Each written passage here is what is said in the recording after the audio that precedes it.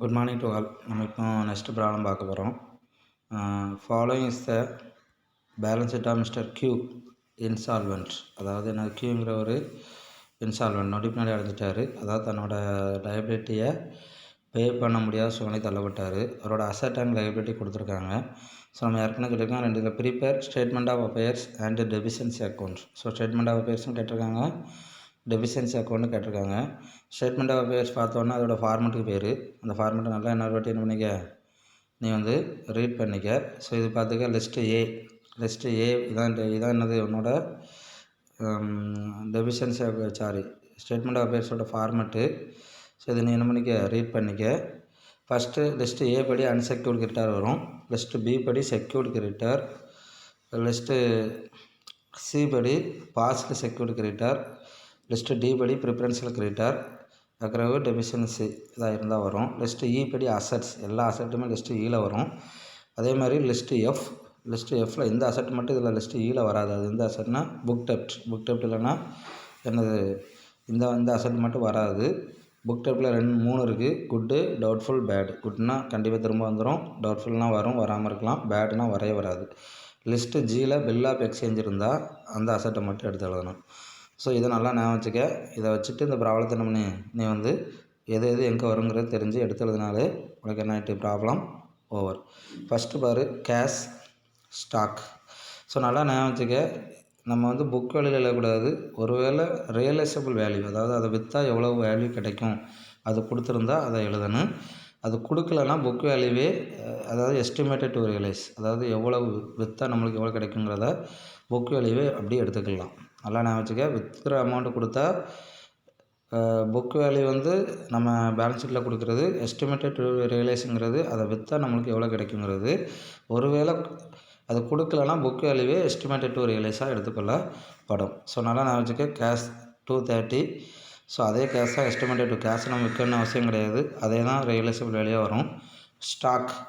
Stock எவ்வளோ இருக்குது, அதுவும் இதில் தான் வரும், 666. அதுவும் லிஸ்ட்டு இ அதுக்கு லிஸ்ட்டு ஈயில் போட்டுக்க.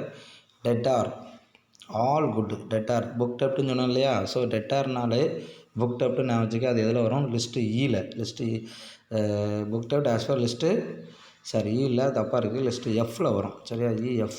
புக் டெப்ட்டுங்கிறது எதில் வரும், லிஸ்ட்டு எஃப்பு 13,000 அது எல்லாமே குட்டுன்னு சொல்லிட்டான். ஸோ அந்த 13,000 அப்படியே ரியலைஸ் ஆகிட்டு, அதாவது திரும்ப வந்துட்டு. ஸோ அதனால தான் எஸ்டிமேட்டட் டு ரியலைஸில் 13,000 போட்டிருக்கோம். ஃபர்னிச்சர் ஆஸ் யூஸ்வல் நீ என்ன போட்டுக்க, லிஸ்ட்டு ஈயில் போட்டுக்க.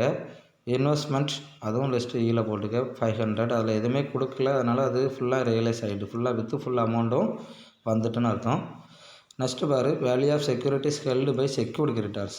ஸோ ஏதோ ஒரு செக்யூரிட்டிஸ்னால் ஏதோ ஒரு பத்திரத்தை அடமானமாக வச்சுருக்காங்க. எதுக்காக, செக்யூரிட்டி கிரெடிட்டார்ஸ் அவங்க ஒரு பத்திரத்தை என்ன பண்ணியிருக்காங்க, அடமானமாக வச்சுருக்காங்க 3,500 ஸோ செக்யூரிட்டி கிரெடிட்டார்ஸ்னால் என்னது, பாதுகாக்கப்பட்ட கடனீந்தோர்.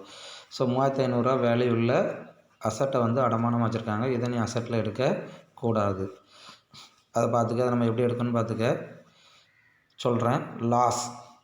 லாஸுங்கிறது என்னது உனக்கு, ட்ரேட் லாஸ்ன்னு வச்சுக்க. ட்ரேட் லாஸ் எந்த சைடு வரும், டெபிஷியன்சி அக்கௌண்ட்டில் credit side. So trade loss எங்கே போயிடணும், டெபிஷியன்சி. ட்ராயிங்ஸ் எங்கே போயிடும், ட்ராயிங்ஸ் ஆஸ் யூஸ்வல் டெபிஷியன்சி அக்கௌண்ட்டில் எந்த சைடு போயிடும், கிரெடிட் சைடு. நல்லா நான் வச்சுக்க.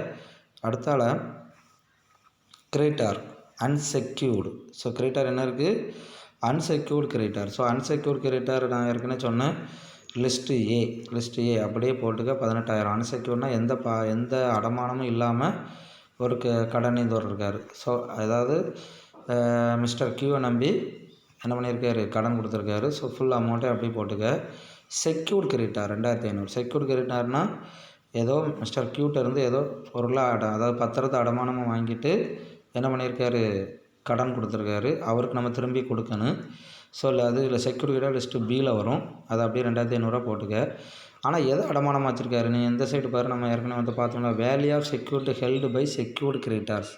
ஸோ ஏற்கனவே சொன்னோம் இல்லையா, செக்யூர்டு கிரெடிட்டார்ஸுக்கு நம்ம அடமானமாக வச்சுருக்கோம். அந்த பத்திரம் 3,500 மதிப்புள்ள பத்திரத்தை அடமானமாக கொடுத்துருக்கோம். ஸோ அப்போ நம்ம ஆனால் எவ்வளோ கடன் வாங்கியிருக்கோம், நம்ம கடன் வாங்கின அமௌண்ட் 2,500. ஸோ நம்ம அடமானம் வச்சோட அந்த பத்திரத்தோட மதிப்பு எவ்வளவு, 3,500. ஸோ நம்ம அழகாக அந்த பத்திரத்தை நம்ம அவனுக்கு ரிட்டர்ன் பண்ணுறது மூலமாகவே ஆட்டோமேட்டிக்காக நம்மளுக்கு 1000 என்ன இருக்குது, 3500, 2500 கழிச்சு ஏன்னா சர்ப்ளஸ்னால் உபரி. நம்மகிட்ட கையில் எவ்வளோ எக்ஸ்ட்ரா கிடைக்கும், 1000 எக்ஸ்ட்ரா இருக்குது. ஸோ அந்த 1000 தான் நம்ம எதில் போட்டிருக்கோம், இந்த 1000 கொண்டு வந்திருக்கோம்.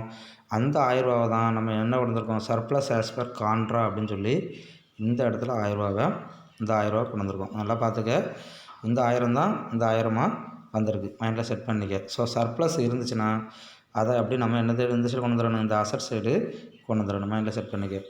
அடுத்தால லிஸ்ட்டு சி, பார்ஷியலி செக்யூர்டு. இங்கே ப்ராப்ளத்தில் பார்ஷியலி செக்யூர்டுன்னு ஏதாவது இருக்கா, எதுவுமே இல்லை ஆஸ் பர் லிஸ்ட்டு சி, அதனால் டேஷ் போட்டுக்க. அடுத்தால ப்ரிஃபரன்ஷியல் கிரெடிட்டார்ஸ் ஒரு 190 இருக்குது. ப்ரிஃபரன்ஷியல் கிரெடிட்டார் எவ்வளோ இருக்குது, முதன்மை கடனீந்தோர் நம்ம ஏற்கனவே பார்த்தோம், அது 190 இருக்குது. ஸோ அந்த ரூல்ஸை அப்ளிகேபிள் பண்ணணுமா அப்படின்னா தேவையில்லை, எதுவுமே இல்லை. அப்படிங்கிறனால நம்ம அப்படியே அந்த ப்ரிஃபரன்ஷியல் கிரெடிட்டார்ஸ் 190 கொடுக்கணும் அவருக்கு.